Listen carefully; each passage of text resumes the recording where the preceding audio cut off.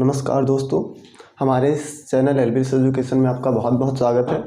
जैसा कि आप सभी को पता है, हम लोग इससे पहले इतिहास की कक्षा को पढ़ रहे थे और उसमें हमने इतिहास की पहली कक्षा पढ़ ली थी, जिसमें हम लोगों ने सीखा था कि इतिहास क्या है, इसके कितने प्रकार होते हैं, इसको कितने भागों में बांटा गया है। और साथ ही हम लोगों ने बात की थी कि किस प्रकार प्राचीन इतिहास, मध्यकालीन इतिहास और आधुनिक इतिहास आपस में कनेक्टेड हैं। और इन चीज़ों को देखते हुए हमने सबसे पहले मध्यकालीन इतिहास को शुरू किया था, क्योंकि अगर हमें आधुनिक इतिहास को ठीक ढंग से समझना है तो पृष्ठभूमि के रूप में हमें मध्यकालीन इतिहास पढ़ना पड़ता है। और मध्यकालीन इतिहास की शुरुआत होती है अरब आक्रमण से। तो आज हम लोग अरब आक्रमण को शुरू करेंगे। साथ में अरब के लोगों ने जितने लोगों ने आक्रमण किया है उन्हें पढ़ते हुए हम आगे बढ़ेंगे और आगे तुर्क आक्रमण को भी थोड़ा सा डिस्कस करेंगे। तो आइए हम बोर्ड पर चलते हैं। और सबसे पहले तो हम बात करते हैं कि हम लोग पढ़ के आ रहे हैं। हम लोग मध्यकालीन इतिहास पढ़ रहे हैं। क्या पढ़ रहे हैं? मध्यकालीन इतिहास। मध्यकालीन इतिहास हम लोगों ने मध्यकालीन इतिहास से स्टार्ट क्यों किया है? क्योंकि ये है पृष्ठभूमि। ये क्या है?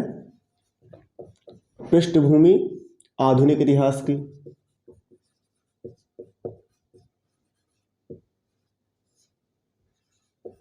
क्योंकि मध्यकालीन इतिहास जो है वो आधुनिक इतिहास की पृष्ठभूमि है।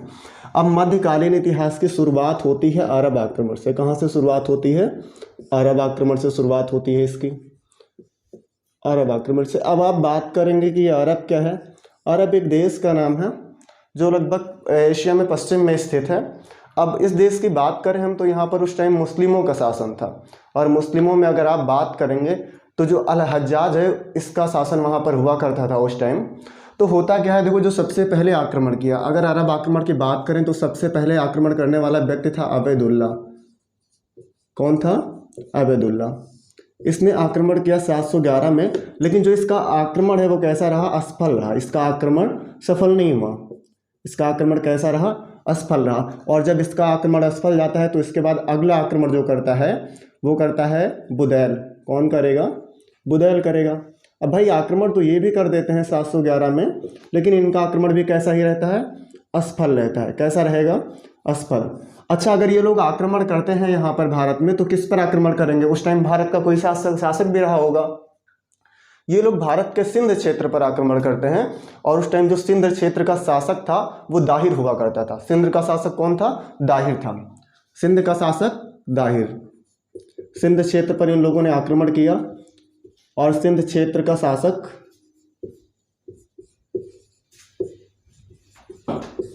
दाहिर। सिंध का शासक कौन था? दाहिर था। ये एक ब्राह्मण शासक था। आगे हम इसकी भी बात करेंगे।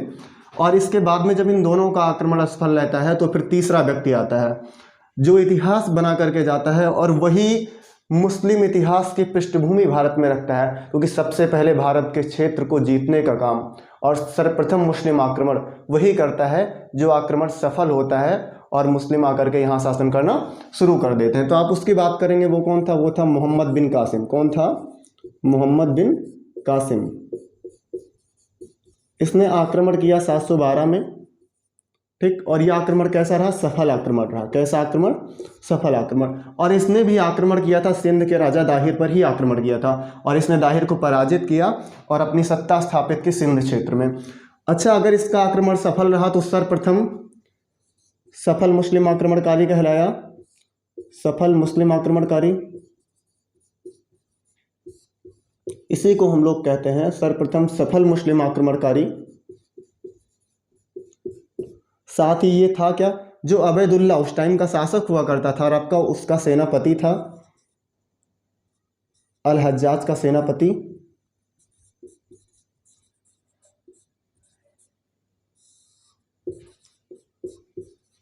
अल हज्जाज का सेनापति था, वह दामाद भी था। क्या था? दामाद भी था। और ये भारत कैसे आया था? खैबर दर्रे से भारत आया। कैसे भारत आया? खैबर दर्रे से भारत आया।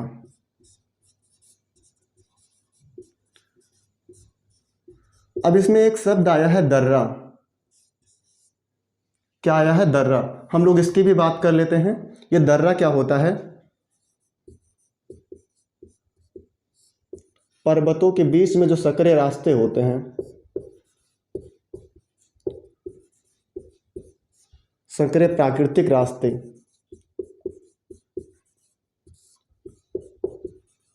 दर्रे कहलाते हैं। ये दर्रा किसे कहते हैं? मैं बात करूं, ये पर्वत है और ये पर्वत है, इन दोनों के बीच जो ये रास्ता है, ये रास्ता क्या कहलाएगा? ये रास्ता ही दर्रा कहलाएगा। ये क्या कहलाएगा? दर्रा कहलाएगा। तो आई होप आप लोग ये चीज़ें समझ गए होंगे।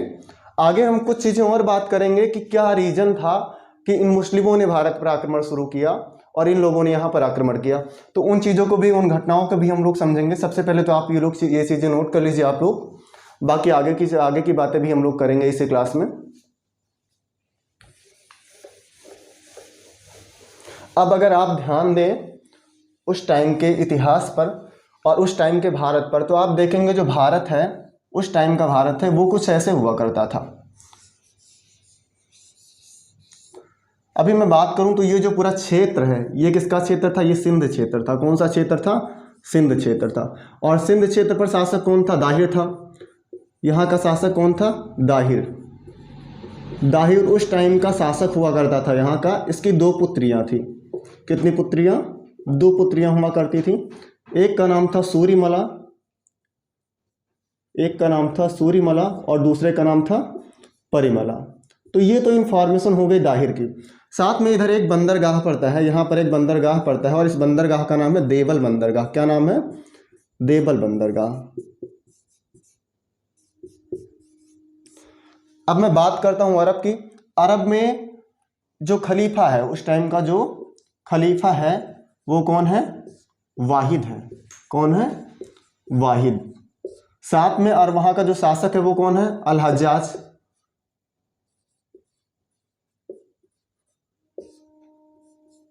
ये क्या है? शासक है। अच्छा, होता क्या है, ये जो खलीफा है इनका जहाज इधर, अगर मैं बात करूं नीचे की तरफ तो नीचे पड़ेगा श्रीलंका। श्रीलंका से इनका जहाज ये आ रहा होता है, ये पहुंचता है यहाँ देवल बंदरगाह के पास। यहाँ पर कुछ डाकू आते हैं और इस जहाज़ को लूटते हैं। क्या करेंगे वो लोग? इस जहाज़ को लूट लेंगे। अब ये लोग इस जहाज़ को लूटेंगे तो बचे हुए लोग जाएंगे खलीफा के पास में और ये लोग बताएंगे कि जो हमारा जहाज़ था वो देवल बंदरगाह के पास में लूट लिया गया है। और जब ये बताएंगे कि जो हमारा जहाज़ है वो देवल बंदरगाह के पास लूटा गया है, तो जो वहाँ का खलीफा है वो आदेश देगा अल हज्जाज को कि आप सिंध के राजा से बात करो और उनसे कहो कि वो डाकुओं को पकड़कर दंडित करें।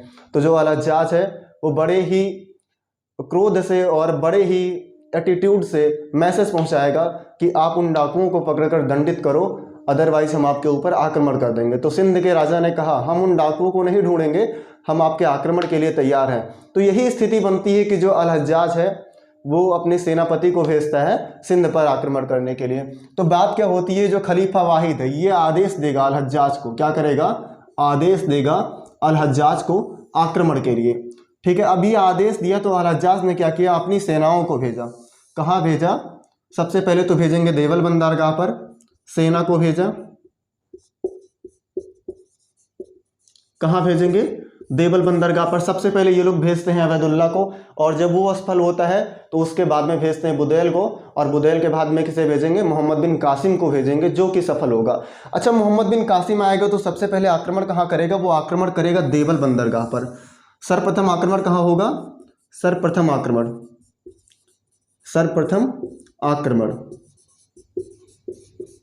देवल बंदरगाह पर। कहाँ होगा? देवल बंदरगाह पर। सर्वप्रथम आक्रमण कहाँ किया इसने? देवल बंदरगाह पर किया। और जब देवल बंदरगाह पर आक्रमण करेगा तत्पश्चात दूसरा जो आक्रमण,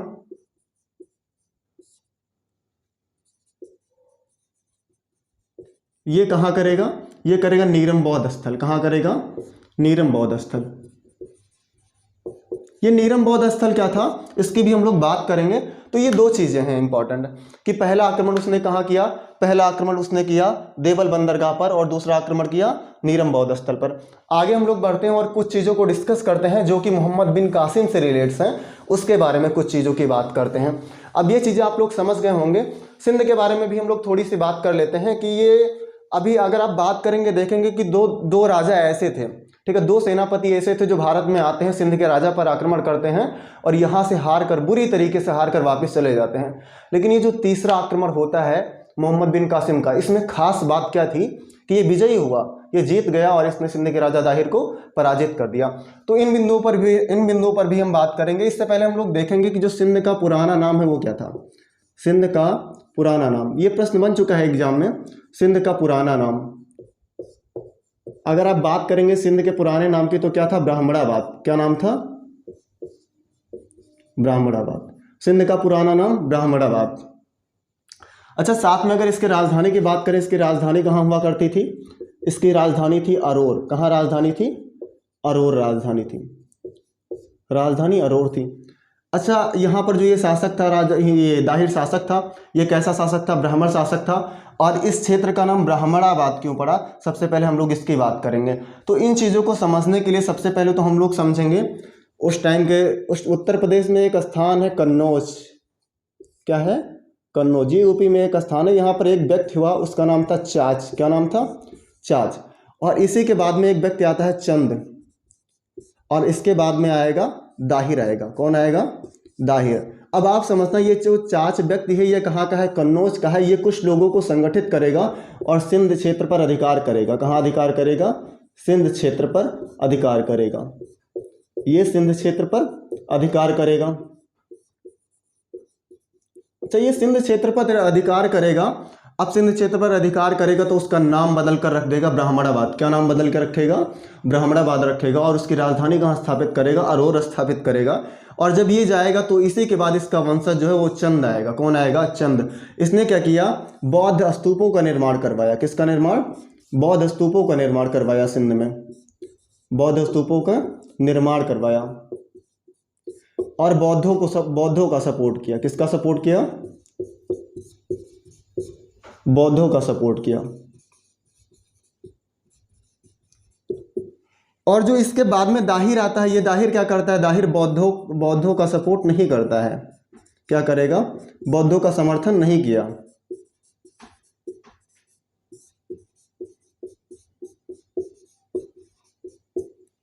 अब ये क्या करेगा, दाहिर जो है बौद्धों का समर्थन नहीं करेगा, तो जो बौद्ध हैं वो ऑलरेडी गुस्सा रहेंगे दाहिर से। अच्छा, आप लोग देखना, ये जो मोहम्मद बिन कासिम है, मोहम्मद बिन कासिम, ये भी तो आक्रमण करता है ना। इसी से सिंध के राजा दाहिर की हार होती है। और जब ये आक्रमण करेगा तो किस पर आक्रमण करेगा, दाहिर पर आक्रमण करेगा। लेकिन ये जीतेगा क्यों, इस कहानी को समझना। देखो, सबसे पहले क्या है कि जो दाहिर है, इसके पूर्वजों ने क्या किया, बौद्धों को स्थान दिया, रहने के लिए स्थान दिया, बौद्ध स्तूपों का निर्माण करवाया। तो जो बौद्ध थे इनका ये समर्थन करता था।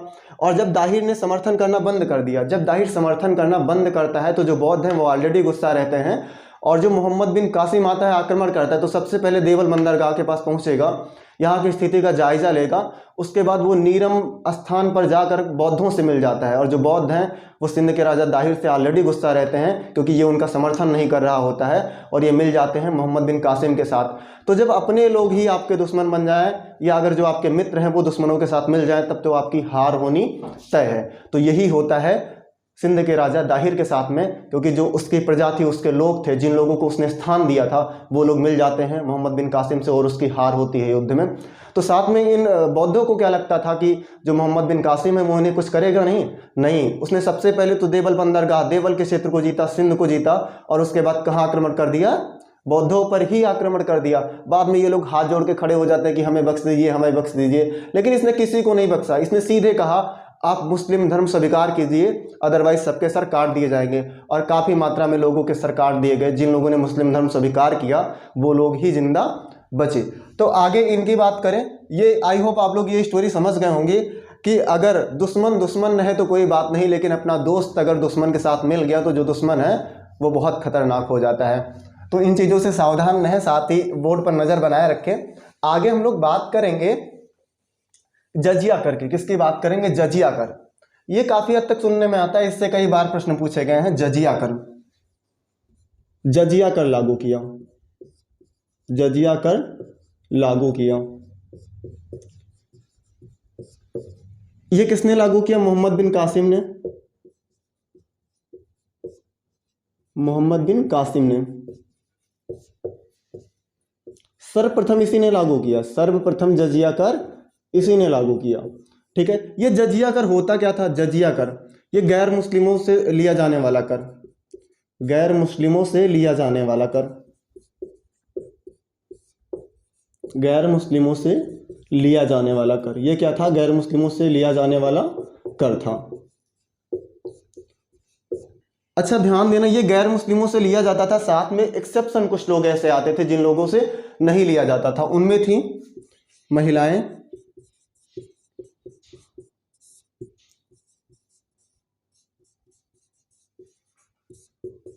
अपाहिज एवं ब्राह्मण लोग। इन लोगों से ये कर नहीं लिया जाता था, ये लोग एक्सेप्शन में आते थे।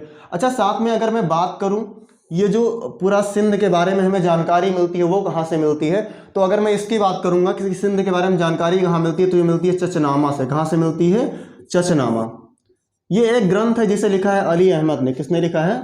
अली अहमद ने लिखा है। तो ये इंपॉर्टेंट प्रश्न बनता है सिंध के बारे में कि सिंध के इतिहास की जानकारी हमें कहाँ से मिलती है। जितनी चीज़ें मैंने बताई हैं सिंध के राजा दाहिर के बारे में और मोहम्मद बिन कासिम के बारे में, इन सब की जानकारी कहाँ से मिल रही है? हमें चचनामा से मिल रही है। और इसके राइटर कौन है? अली अहमद है। इसके राइटर कौन है? अली अहमद है। अच्छा अगर मैं बात करूं कि ये जो सिंध क्षेत्र था, इस पर जो इस्लाम लोगों ने आक्रमण किया, उनका उद्देश्य क्या था? देखो उनका उद्देश्य था इस्लाम धर्म का प्रचार प्रसार करना। क्या करना? इस्लाम धर्म का प्रचार प्रसार करना, साथ ही बदला लेना भी उद्देश्य रहा होगा। अब देखो इस्लाम धर्म का ये लोग प्रचार प्रसार कैसे करते थे? सर्वप्रथम इन्होंने क्या किया, इन्होंने एक शर्त रखी कि आप या तो इस्लाम स्वीकार कीजिए, या तो इस्लाम स्वीकार कीजिए, या फिर कर दीजिए, या क्या कीजिए? जजिया कर दीजिए। अच्छा इस्लाम अगर आप स्वीकार बनते हैं, मुस्लिम बन जाते हैं, तो आपको जजिया कर देना नहीं होगा क्योंकि इसे गैर हिंदू देते हैं। अदरवाइज अगर आप इस्लाम धर्म नहीं स्वीकार करते हैं तो जाहिर सी बात है आपको कर देना पड़ेगा।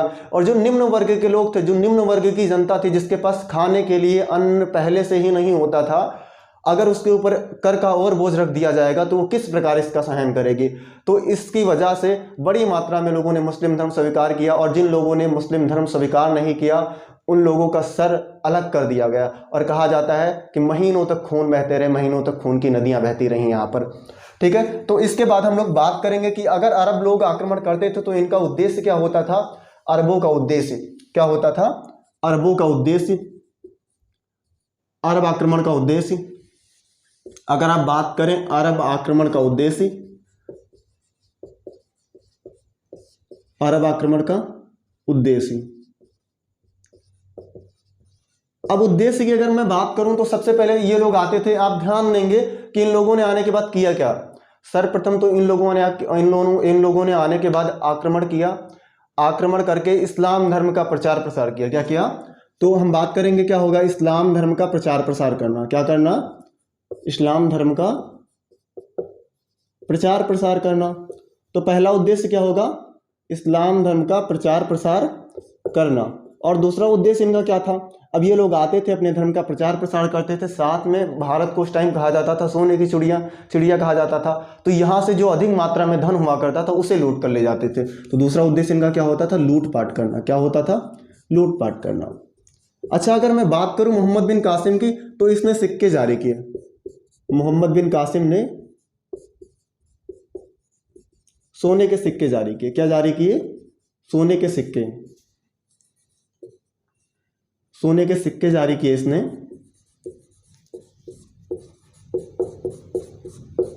और इसने जो सोने के सिक्के जारी किए उन्हें क्या कहा जाता है? दिरहम कहा जाता है। क्या कहा जाता है? दिरहम कहा जाता है। साथ ही इसे कहा जाता है सर्वप्रथम सोने के सिक्के जारी करने वाला सुल्तान।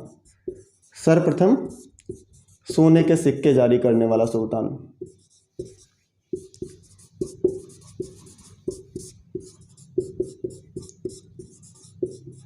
इसने क्या किया? सर्वप्रथम सोने का सिक्का जारी किया।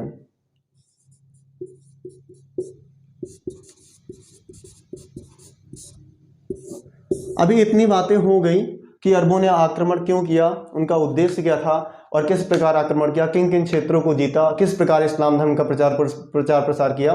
साथ में अगर मैं बात करूं तो अगर उन लोगों ने आक्रमण किया तो उन लोगों से हमने बहुत सारी चीज़ें सीखी हैं। थोड़ा हम उनके बारे में भी डिस्कस करेंगे कि हम लोगों ने उनसे सीखा क्या क्या। तो उनके आने से हमारे यहाँ विकास किसका किसका हुआ, हम लोगों ने क्या क्या सीखा। सर्वप्रथम देखो ऊंट पालन की प्रथा तभी से प्रारंभ हुई। ऊंट पालन हम लोगों ने अरब लोगों से ही सीखा है। साथ में खजूर की खेती भी वहीं से शुरू होती है। खजूर की खेती भी वहीं से शुरू होती है। ठीक है, तो ये सारी चीजें हैं जिन चीजों को हम लोगों ने अरब लोगों से सीखा है। ठीक, अब ये क्या था? ये अरब का व्यक्ति था, इसने आक्रमण किया, इसके बारे में हम लोगों ने पढ़ा। साथ में जब अरब लोग आक्रमण कर लेते हैं इसके बाद में नंबर आता है तुर्क का। किसका नंबर आएगा? तुर्क का नंबर आएगा। सर्वप्रथम किसका नंबर आएगा? सर्वप्रथम तो ये अरब के लोग आक्रमण करते हैं, उसके बाद तुर्क के लोग आक्रमण करते हैं, तो हम लोग उनकी भी बात करेंगे। तो अगर आप बात करें उस टाइम के तुर्क क्षेत्र की, ठीक है, क्या पढ़ेंगे हम लोग? तुर्क आक्रमण पढ़ेंगे। क्या पढ़ेंगे? तुर्क आक्रमण पढ़ेंगे। इसमें अगर आप बात करें यामिनी वंश, एक वंश था, क्या नाम था? यामिनी वंश, या जिसे हम लोग क्या कहते हैं? गजनी वंश भी कहते हैं। क्या कहते हैं? गजनी वंश भी कहा जाता है, ठीक है। ये किस क्षेत्र में था? ये था अफगानिस्तान के क्षेत्र में। ये अफगानिस्तान के आसपास का क्षेत्र था, पास का क्षेत्र, और उस क्षेत्र का नाम क्या था? गजनी नाम था। क्या नाम था? गजनी। अगर आप इस वंश की बात करें, गजनी वंश की बात करें, अगर आप बात करते हैं गजनी वंश की, तो इसका संस्थापक कौन था? संस्थापक की बात करें तो इसका संस्थापक कौन था? इसका संस्थापक था अलप्तगीन। कौन था? अलप्तगीन। ये एक व्यक्ति हुआ जिसने स्थापना की यामिनी वंश की या गजनी वंश की, और अलप्तगीन के पास इसके बाद जो शासक बना वो बना सुबुक्तगीन। कौन बना? सुबुक्तगीन। इसके बाद कौन शासक बना? सुबुक्तगीन। और इसके बाद कौन बनेगा? महमूद गजनवी। कौन बनेगा? महमूद गजनवी। अच्छा, ये हमारा आज लास्ट का टॉपिक चल रहा है, हम लोग थोड़ा सा सुबुक्तगीन के बारे में बात करेंगे। ये इसने सर्वप्रथम आक्रमण किया, सर्वप्रथम इसी ने आक्रमण किया।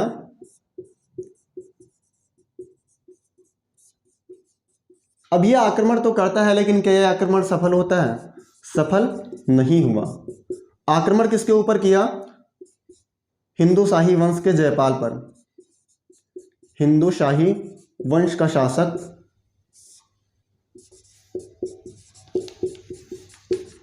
जयपाल। कौन था? जयपाल था। आक्रमण किस सन में किया? 1986 में। कब किया? 1986 में। इसके बारे में हम लोगों ने ये चीजें पढ़ी। साथ में जो हमारा कल का टॉपिक होने वाला है, साथ में जो हमारा कल का टॉपिक होगा, वो अगला टॉपिक होगा महमूद गजनवी का। किसका टॉपिक होगा? महमूद गजनवी का।